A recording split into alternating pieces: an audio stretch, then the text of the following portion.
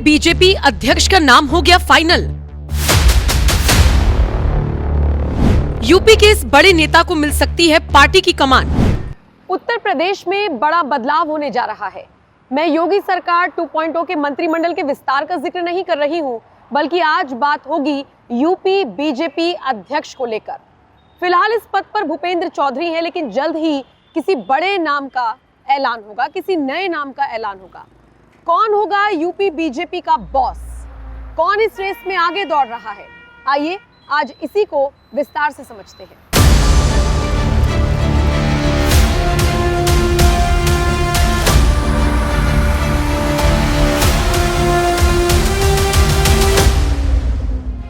बिहार में एनडीए को प्रचंड बहुमत मिला। आंकड़ा 202 तक पहुंचा। ये सिर्फ बहुमत तक सीमित नहीं है, बल्कि ये लाइसेंस है उस कॉन्फिडेंस का जो बीजेपी में साफ साफ दिखाई दे रहा है।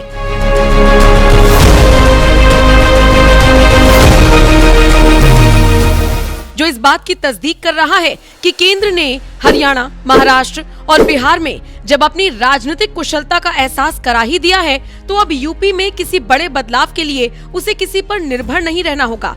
बेरोक टोक कोई भी फैसला यूपी में लिया जा सकता है। अब बड़ा फैसला यूपी बीजेपी अध्यक्ष पद को लेकर होगा। 15 जनवरी 2025 को यूपी बीजेपी अध्यक्ष की नियुक्ति होनी थी, लेकिन हो नहीं पाई। इसके पीछे कई कारण बताए गए, जैसे कभी महाराष्ट्र चुनाव आ गया, कभी दिल्ली, कभी कोई उपचुनाव आ गया। हाल फिलहाल सब बिहार चुनाव में व्यस्त थे। ऐसे में इस पद पर बदलाव करने का किसी को वक्त ही नहीं मिला। लेकिन अब इस पद पर नई नियुक्ति की तैयारी की जा रही है, क्योंकि इसमें कोई दो राय नहीं कि यूपी का ये पद केंद्र की राजनीति के लिए भी बेहद महत्वपूर्ण हो जाता है। दरअसल केंद्र का नेतृत्व चाहता था कि इसको लेकर फैसला बहुत सोच समझ कर लिया जाए, क्योंकि जो भी फैसला लिया जाएगा उसका असर 2027 के यूपी विधानसभा चुनावों पर होगा। ऐसे में ये सोचा गया था कि बिहार चुनावों के बाद ही इस पर फैसला लिया जाएगा, क्योंकि हर कोई जानता है एनडीए को जिस तरीके से बिहार में प्रचंड बहुमत मिला है और बीजेपी जिस तरीके से मजबूत हुई है, अब उतनी ही मजबूती के साथ वो अपनी बात को रख सकेगी और फैसला ले सकेगी।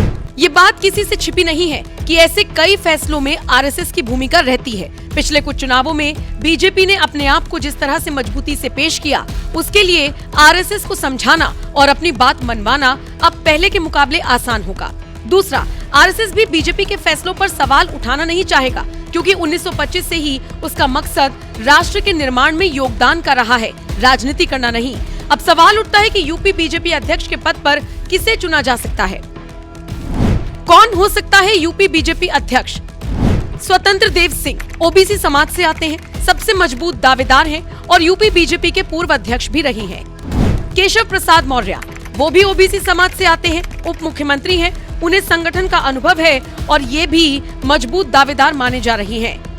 ब्रजेश पाठक, यूपी के मौजूदा डिप्टी सीएम ब्रजेश पाठक का नाम भी इस रेस में दौड़ रहा है। बीजेपी का फोकस ओबीसी, दलित और ब्राह्मण चेहरे पर है। ऐसे में बहुत ध्यान से सोच विचार कर चेहरे को चुना जाएगा। उम्मीद है कि दिसंबर तक इसकी घोषणा कर दी जाएगी। क्या आप जानते हैं बीजेपी अगर ब्रजेश पाठक को चुनती है तो क्या फायदा होगा और क्या नुकसान? क्या होगा फायदा? यूपी में 10 से 12 ब्राह्मण कोर वोटर बीजेपी के पक्ष में हैं। पाठक को चुनना ऊपरी जातियों को संगठित करने का काम करेगा। इससे पार्टी का हिंदुत्व प्लस विकास नैरेटिव मजबूत होगा। डिप्टी सीएम रहते हुए संगठन को सीधा सीधा कनेक्ट मिलेगा। कोरोना काल में हेल्थ मैनेजमेंट का अनुभव उनकी मदद करेगा। वाराणसी से होने के कारण वहां पर इसका प्रभाव पड़ेगा। युवा ब्राह्मण नेताओं को प्रोत्साहन मिलेगा। ब्रजेश पाठक आरएसएस बीजेपी दोनों के लिए लॉयल रहे हैं, ऐसे में उनका चयन काम आएगा। ये तो रही फायदे की बात। अब अगर पाठक को चुना जाता है तो किन किन मोर्चों पर नुकसान हो सकता है वो भी समझ लीजिए। क्या होगा नुकसान? ओबीसी वोटर्स को लुभाने में मुश्किल हो सकती है। पिछड़े वर्ग को बीजेपी से उम्मीद है, इसलिए ब्राह्मण चेहरे को चुनना ठीक नहीं। उप मुख्यमंत्री पद छोड़ना होगा और फिर एक चेहरे को ढूंढना पड़ेगा। विपक्ष को ओबीसी वाला कार्ड खेलने का मौका भी मिल सकता है। बहुत ज्यादा नहीं, लेकिन हाँ, थोड़ा नुकसान होने के चांसेस हैं। शॉर्ट टाइम के लिए ये अच्छा होगा, लेकिन लॉन्ग टाइम मतलब जब चुनाव होंगे 2027 में, वहाँ पर दिक्कत हो सकती है, क्योंकि बीजेपी का फोकस पिछड़े वर्गों पर भी है और पिछड़े वर्ग भी इस बार बीजेपी से उम्मीद लगाकर बैठे हैं। जो भी हो, जल्द से जल्द इस नाम का ऐलान किया जाना जरूरी है, क्योंकि फिर योगी कैबिनेट का विस्तार भी होना है। सूत्र बताते हैं कि पहले यूपी बीजेपी का अध्यक्ष चुना जाएगा और उसके बाद मंत्रिमंडल का विस्तार होगा।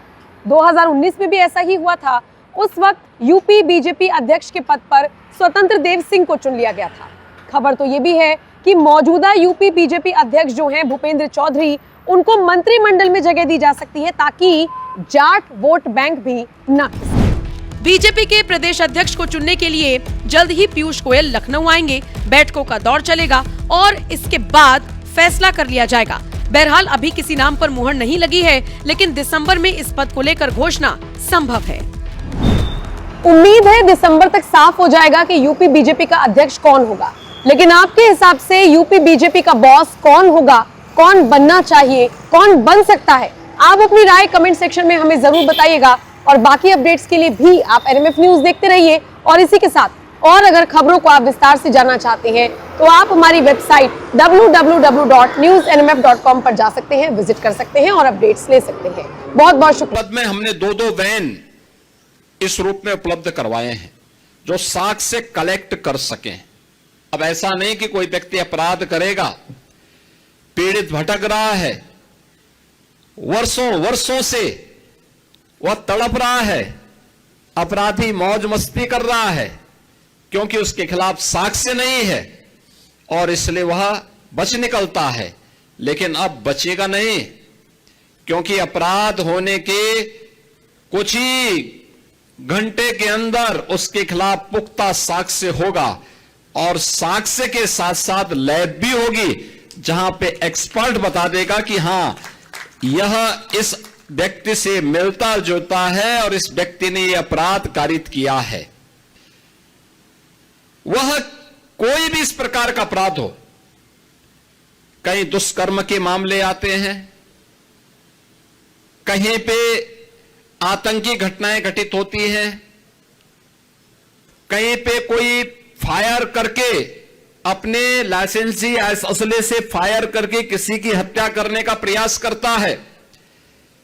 बैलिस्टिक जांच करने में बहुत समय लगता था, अब ऐसा नहीं हो पाएगा और डीएनए जांच की सुविधा भी अब गोरखपुर की इस लैब में उपलब्ध करवा दिया गया है। कोई भी व्यक्ति अपराध करेगा तो बच नहीं निकल सकता है और इन सबको जोड़ने के लिए उत्तर प्रदेश के युवाओं को इसके माध्यम से अधिक रोजगार प्राप्त हो सके, हम लोगों ने प्रदेश में लखनऊ में यूपी